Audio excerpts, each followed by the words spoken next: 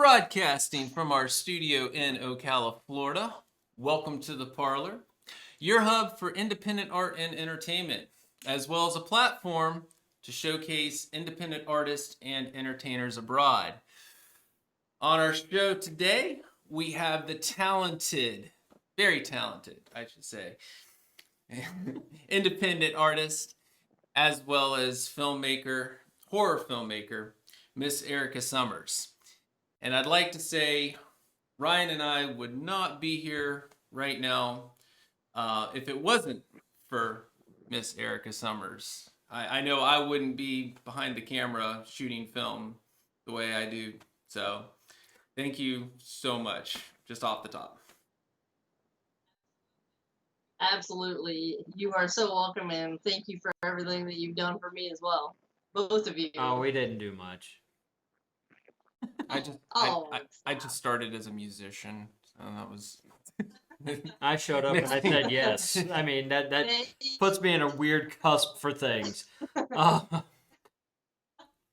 for today we have. For those of you who don't know, Brody and Ryan have starred in my past films. Brody has made music for my films. Like Ryan has helped me get more interest and have more people show up to the auditions for my films. And now here we are, full circle, many years later, and you guys have a show now. Yep, we're definitely kicking it off here, and yeah, on 10/10/2020, got episode 2, which is actually the first official episode, and who better than to kickstart this whole thing but Miss Erica Summers. So thank you again so much. And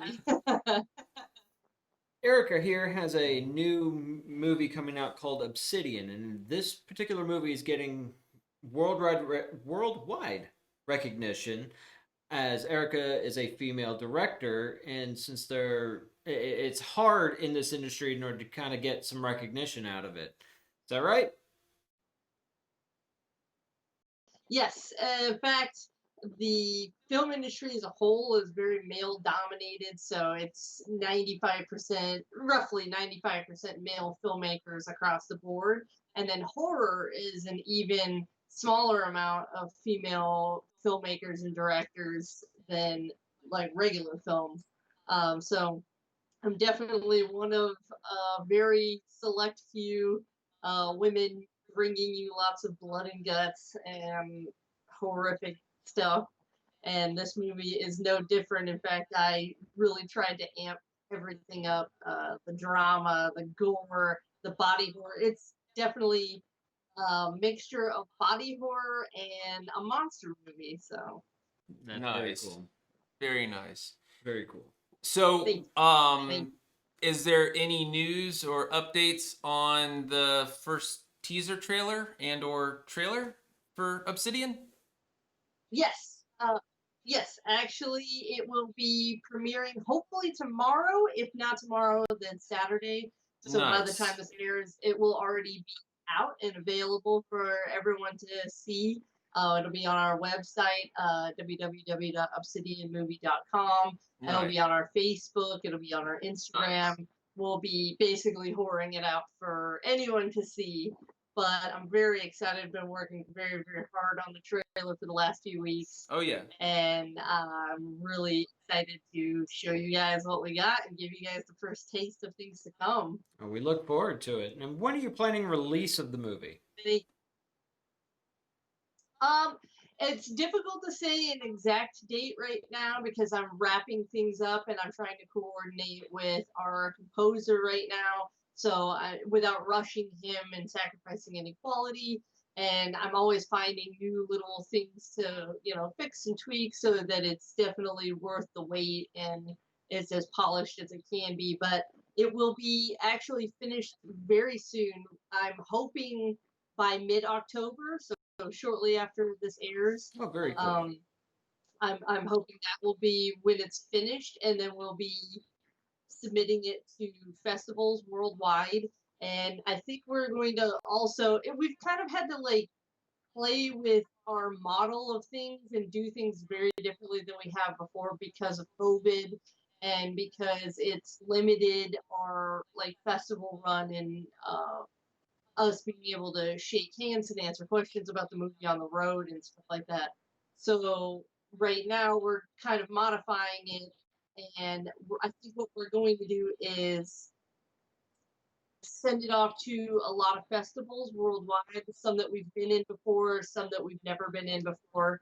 And then we're going to have a director's cut, like an unrated director's cut version with a lot of special features on Awesome. both DVD and Blu-ray. And it's great. We've got interviews with most of the major cast. We've got interviews with myself and a couple of the other creature makers, and lots of deleted scenes and extras and stuff like that. Lots of goodies that'll be making it worth purchasing a hard copy for.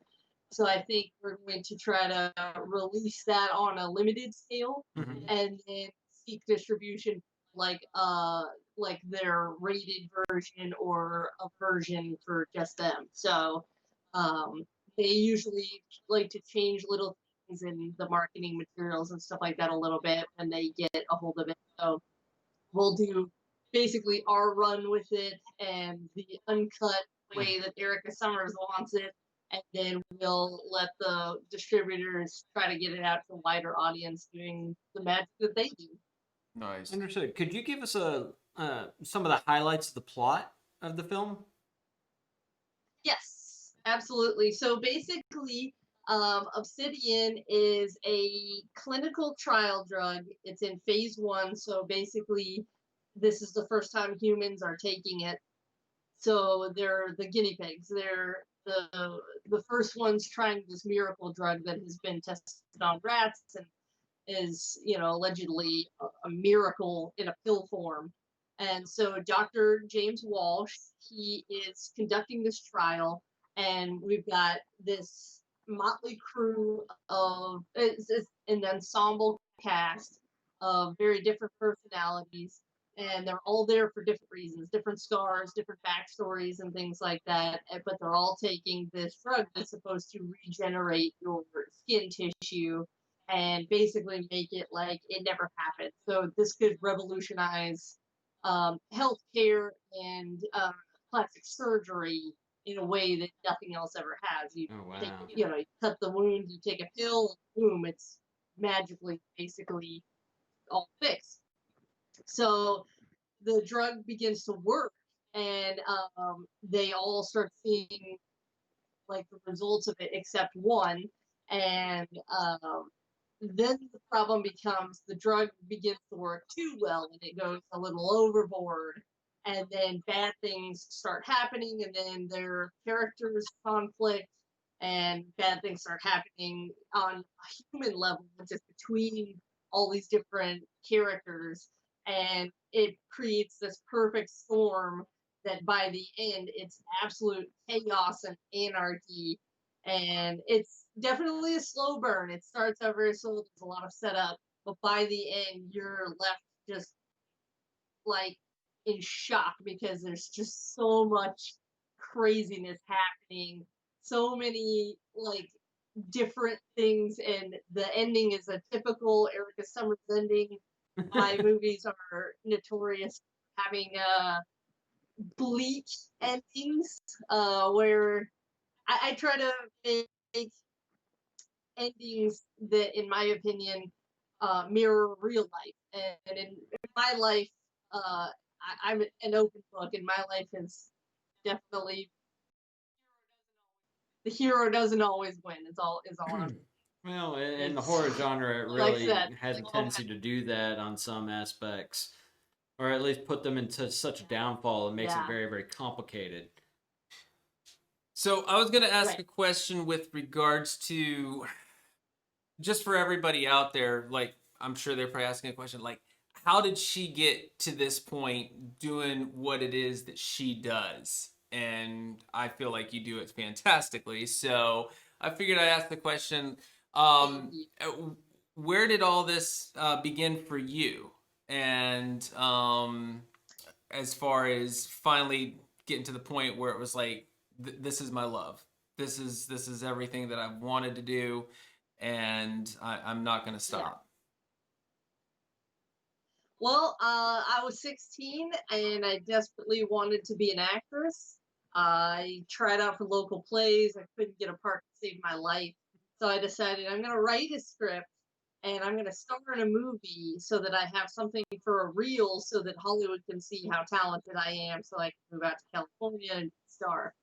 And I wrote this 15-page script for a short film called The Stalker, and I corralled a bunch of my friends. We got my dad's great video camera out of the closet, blew the dust off that, set it up on a tripod, and my friend Lindsay, she said to me at the time, she's like, "Who's going to direct this?" And I was like, "Oh, I can't do that. I'm the star, so it's got to be you." And everybody hot potatoing the director position. They were like, "No, I don't want to do it." And so I was like, fine, I guess I have to do that It's too. And I definitely a was a difficult real position to be in. bossy, pushy person growing up. Yeah, I I'm I was a real bossy, like headstrong person growing up. I've since tried to play nicer with others and learn my lessons through the years. But at the time, I was just very like aggressive, and I was definitely a bully. And so I got behind the camera and I started telling everybody what to do. And all of a sudden, nobody fought me. Everybody just did what I said. And I realized what kind of power I had when I had a camera in front of me. Uh-oh. And it totally went to my head. Instantly, I was like, I don't think I want to be an actress anymore. I think I want to do this because everybody's listening to me. And by the end of that movie, I decided I wanted to make another movie. We premiered it for family. So I made another short starring myself. And I mean, it was very difficult because I'm the director and the DP. I'm everything. It's made on like $5. So I'm sitting there drawing where my head is at on the wall with a pencil and framing the little marks and stuff like that and going back and erasing it and then filming it. It was definitely craziness starting out, but I decided to go bigger. I made a feature called Sons of the Flesh. It's a cannibal movie. I was working at Hollywood I Video at actually the have a time, and copy they of let that us film it. somewhere. And did you really? Oh my god! Somewhere. And I We remember filmed. those days of Hollywood Video. Oh my god, that's Yeah, going back. I worked there. I worked there in the front. It's a funny story, side story. I worked there in the front, and all of the other people that were in the movie also worked at that Hollywood Video. And then the boss, Rick, he was like, "You can go ahead and film in the back of the store. There's like all this creepy stuff back there." He's like, "Just clean up when you're done." And he let us film during store hours. So I mean, there were times when like I think there was a scene where Loida was screaming because she was being murdered in the spoiler alert. She's being murdered, and customers are coming to the front telling one of the other coworkers who happens to be my cannibal lover in it, and they're telling her there's someone being murdered in the back of the store, and she's like, it's fine, they're filming stuff back there. And like, Oh, it's okay. it's It's middle okay. of the day. Here's We're $1 filming. off your late fee. They're on the clock. Don't worry about it. Right. It was a great experience, and every time it became more and more fun, and we tried to involve more and more people. And it was like, tell your friends, I'm doing another one. So I did a mob comedy called For Kevin's Sake. And I'm not as good as comedy as I am other genres, but I had to try it because I love it. I thought I was funny enough to pull off a comedy, but I definitely am not. And then I did a drama called Ragdoll, and we raised a bunch of money for a children's charity in Sanford. And that was a really rewarding experience, and I loved every minute of that one. But at that time, I decided no, horror is where I'm at. I don't want to do drama or comedy. I definitely want to do horror with little pieces of all the other Right. genres in it. Absolutely. So after that, I did Loverboy, which is where Ryan stars in that one. And I think that was the first time you starred in one of my movies. Yes, Was it it Loverboy, was. I think? Or were and so yeah, so you were in Loverboy. That was my thriller. And then I met Brody at the premiere of Loverboy, and then he became heavily involved in my next film, Mr. White. And Yep.